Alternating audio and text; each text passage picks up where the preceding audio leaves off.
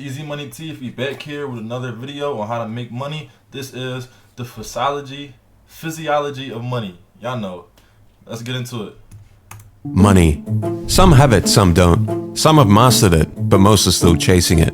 You may think of money as just... And today, the video will be about financial problems, getting money, bringing confidence, everything to do with money and financial freedom. Let's get it. Numbers and spreadsheets and math, or an equation that needs to be solved. But the real financial decisions are made far away from calculators, around dinner tables with ego, pride, fear, and personal history. The true nature of money is the dance between the cold arithmetic of a spreadsheet and human nature.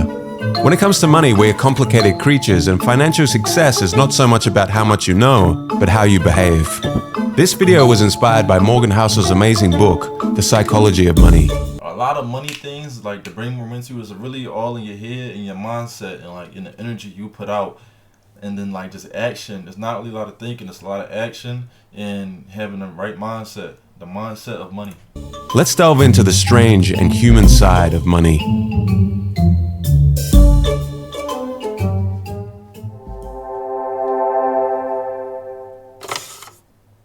Your financial DNA. You aren't crazy.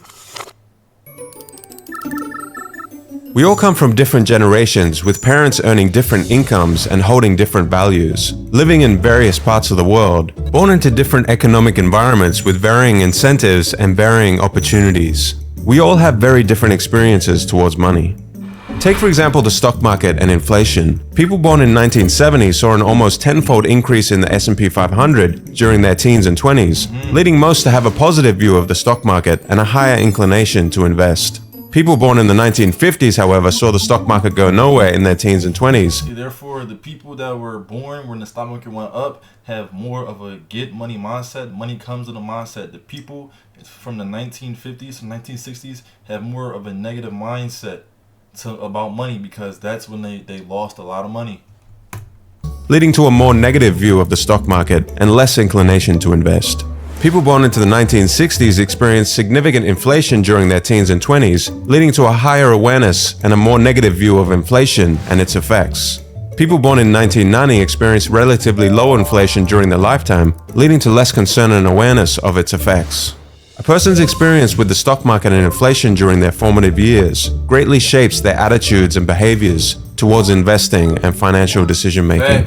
People justify every financial decision they make based on the information they had at that moment and their mental model of the world, which has been passed on to them from their parents and is shaped by their unique life experiences. Although they can be misinformed, lack information, or make bad decisions, their actions make sense to them in that moment and align with their own personal story. According to Housel, people do some crazy things with money, but no one is crazy. We all have unique worldviews, and since there is no universally correct way to manage money successfully, none of us are crazy. We make financial decisions based on our personal life experiences and our worldview. If anybody got that cousin or auntie in their ear to my bills this, my bills that, I got all these bills, I just paid this, I just paid that, I'm broke, I don't got no money this, I don't got no money that, I don't got this, I don't got that, I don't got this, I want to get this, I want to get that. Feel me? That's negative. That's just a lot of negativity, but that's all they know. That's really all they know from their own personal decisions. Probably their parents probably told them that. Now they telling their kids that. They telling you that. Everybody's got that one aunt, uncle, cousin, family, friend, member. We all got that. So you know what I'm talking about. Financial decisions are often not made purely on logical or mathematical grounds, but are shaped by your unique experiences and worldview. Be wary of one-size-fits-all financial advice, as what may seem irrational to others could make perfect sense to you. Compound Kings. There is no doubt that Warren Buffett is considered one of the greatest investors of all time. What is staggering is that $81.5 billion of Warren Buffett's $84.5 billion net worth was earned after he reached his mid-60s. Housel explains that few pay enough attention to this simplest fact. Buffett's fortune isn't due to just being a good investor, but being a good investor since he was literally a child. As a result of investing from the early age of 10, Buffett was able to harness the power of compounding. So what is compounding in a nutshell? Let's say you invest $1,000 at an interest rate of 8%. Your initial investment would earn you $80 after 1 year. If you compounded your total of $1,080 at 8% interest the next year, you would now earn $86.4. You've earned money on your initial investment as well as the interest you earned on the principal. An investment compounded over time gains interest not only from the original investment, but also from the interest generated on top of the original investment. The counterintuitive nature of compounding makes many of us not realize how extreme the results can be. Warren Buffett began seriously investing at the age of 10 and had a net worth of $1 million by the age of 30. Let's imagine an alternate reality where Warren Buffett behaved more like most young men in their 20s and used a lot of his early income on traveling and a few nice cars. If he started with a net worth of $25,000 at the age of 30 and retired at 60, but continued to generate the amazing returns that he does of around 22% annually, his net worth today would be around $11.9 million, which is 99.9% less than his actual net worth today of $84.5 billion. Warren Buffett's financial success can be attributed to the financial base he built in his early years and his longevity in investing. His skill is investing, but his secret to success is time and the power of compounding.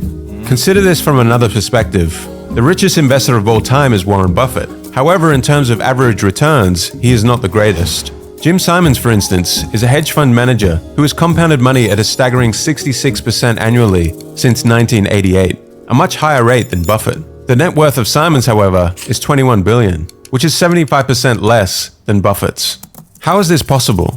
According to Housel, the reason for this is that Simons wasn't able to find his stride in investing until he was 50 years old, effectively giving him less than half as many years to compound as Buffett. Housel estimates that if he had invested over a time frame as long as Buffett, his net worth today would be 63 quintillion, 900 quadrillion, 781 trillion, 780 billion, 748 million, $160,000. It's important not to underestimate the power of compounding. No matter how counterintuitive the results of compounding may seem, they should never be ignored. People often focus on short-term gains, overlooking the long-term impact of compounding. See, y'all learning. When I watch these videos, I watch it to also learn and then provide that out to y'all from my perspective, break it down with my ideas so y'all can also understand from my point of view. Feel me?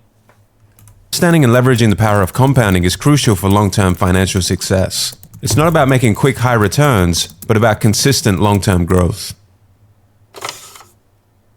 Pessimism and money.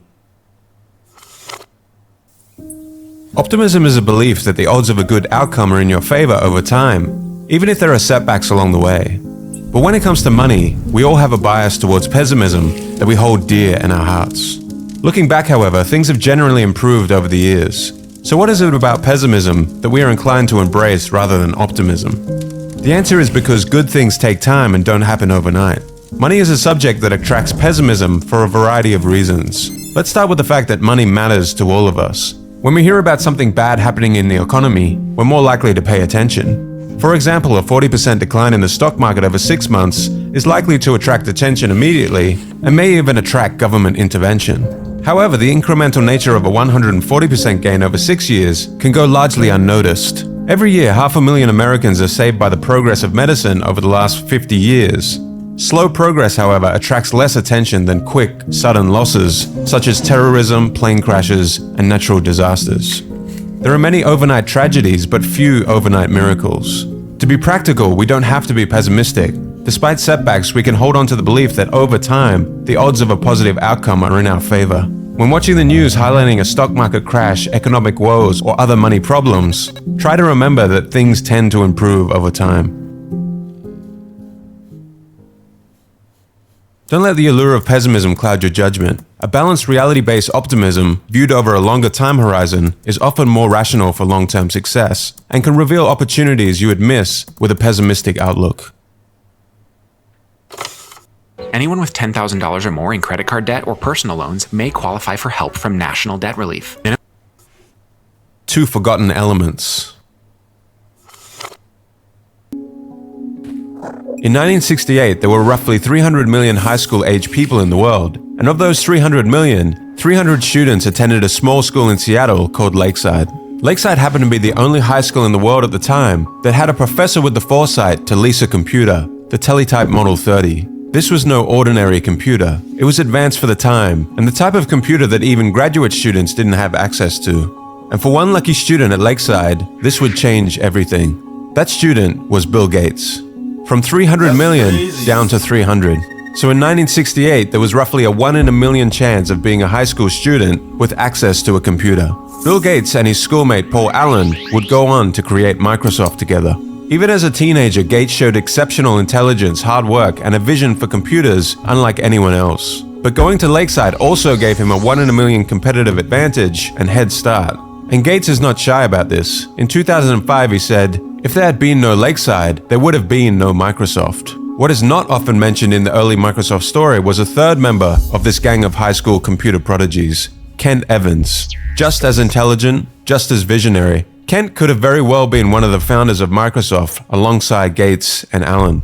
However, that would not happen. A mountaineering accident took Ken's life before he graduated high school. Damn. The odds of a high school student being killed in a mountaineering accident are around 1 in a million. Just as the extremely rare stroke of luck would propel Bill Gates and Paul Allen to great success, Kent Evans would experience an extremely rare event with an encounter with what Housel calls the close sibling of luck, risk.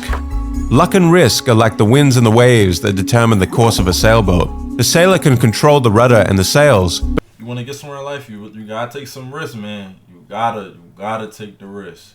You gotta take some risks, and risk is not going out and being a dumb crash out, being stupid, doing dumb.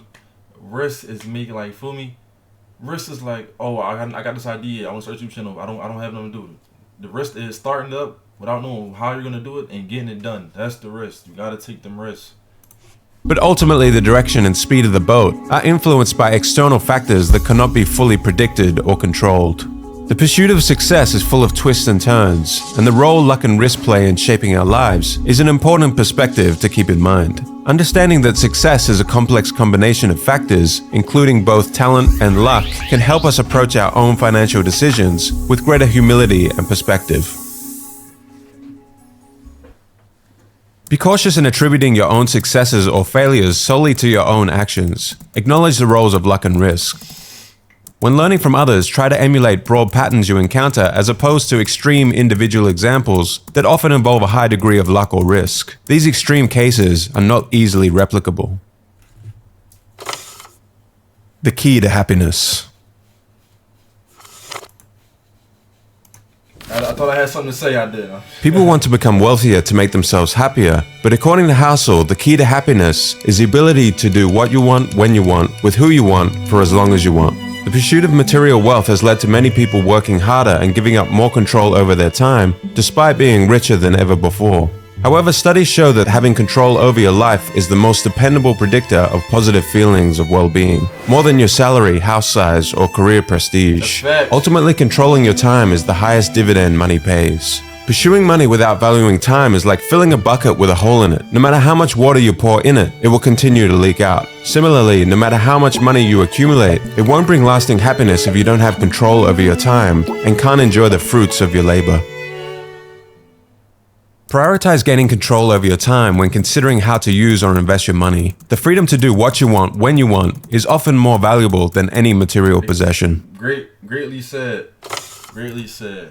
You could work 50 hours. 50 hours, feel me? You only have about 5 hours to yourself. You're not gonna feel enough from that. You're gonna feel depressed and shitty because you can't do nothing. You don't have any time to do anything with the money you just made. You just sacrificed them 50 hours for about $10 for every hour of those 50 hours. Tail events. Heinz Begruen, a man who fled Nazi Germany and settled in America, became one of the most successful art dealers of all time. He collected a massive amount of art, including works by famous artists like Picasso, Klee, and Matisse. In 2000, he sold part of his collection for over 100 million euros. But what was his secret to acquiring so many masterpieces? Was it skill? Was it luck? According to Horizon, a research firm, great investors buy vast quantities of art and hold on to them for a long period of time. They wait for a few of those paintings to become well known and worth a lot of money, even though most of the paintings they bought were not worth very much. In other words, it's not about being right all the time, but having a diversified portfolio and waiting for just a few winners to emerge. Perhaps 99% of the world doing what you do, and out of that, you're gonna have a few big things that really take off, and you're gonna be set up. Feel me? You gotta keep going. work someone like Begruen acquired in his life turned out to be of little value. He could be wrong most of the time, but that doesn't particularly matter if the other 1% turns out to be the work of someone like Picasso. These events are known as long tails, when a small number of events can account for the majority of outcomes. The long tails of Berggrun's art collection are what led to his ultimate fortune. The story of Berggruen teaches us a valuable lesson about investing, and this long tail concept also applies to many aspects of business and investing. The obvious example is venture capital. Most of the startups in a VC fund will fail and lose money for the fund, but all they need are a few outlier startups which make 20x returns to make up for these losses. Take Amazon for instance. In 2018, it drove 6% of the returns on the S&P 500, even though it is just one company. And if we look inside Amazon, its growth was largely driven by two tail events, Amazon Prime and Amazon Web Services. These two products alone more than made up for all of Amazon's less successful experiments, such as the Fire Phone or travel agencies. After the disastrous release of the Amazon Fire Phone, rather than apologizing to shareholders, Jeff Bezos said, "If you think that's a big failure, we're working on much bigger failures right now. I'm not kidding. Some of these are going to make the Fire Phone look like a tiny little blip." Bezos understands that it's okay to make mistakes and fail with most products if the process creates the 1% of tail event products that drive everything. Tail events are mostly unintuitive and hidden from us because we only see the finished products and not all the failures along the way that led to that finished product. Housel in the book uses a real-life example of a stand-up comedian. When you're watching the Netflix special, you're probably saying to yourself, wow, this comedian is amazing and hilarious. But what you aren't seeing are all the trial and error failed jokes that the comedian tried out in small clubs all around the country. You gotta keep going. Eventually, something gonna pop. Just gotta keep doing what you do. Before doing the special. The Netflix special is the 1% compendium of all the tail event jokes that actually made people laugh. 99% of the jokes along the way were probably just okay. When it comes to investing, even though long tails are prevalent, most of us ignore them. When things go wrong, we tend to overreact. As soon as you accept that tails drive everything in business, investing, and finance, you realize lots of things may go wrong, fail, or fall apart. Remember, out of nearly 500 stocks Warren Buffett has picked, only 10 have made the majority of his money. Good stock pickers will only be right half of the time. Good leaders will only make good decisions half of the time. The fact that you might be wrong sometimes doesn't mean that things won't work out over time. In the end, the outcome can be determined by only a small number of events.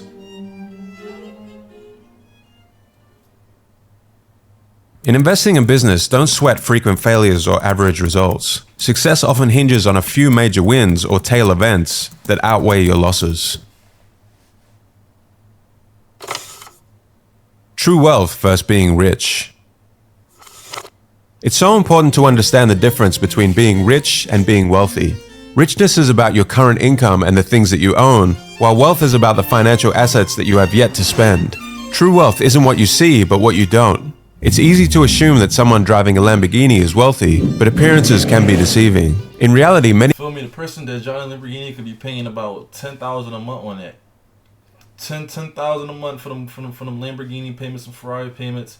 But the person without one driving a Honda, he got no payments and he just letting his money stack up. He not worried about that.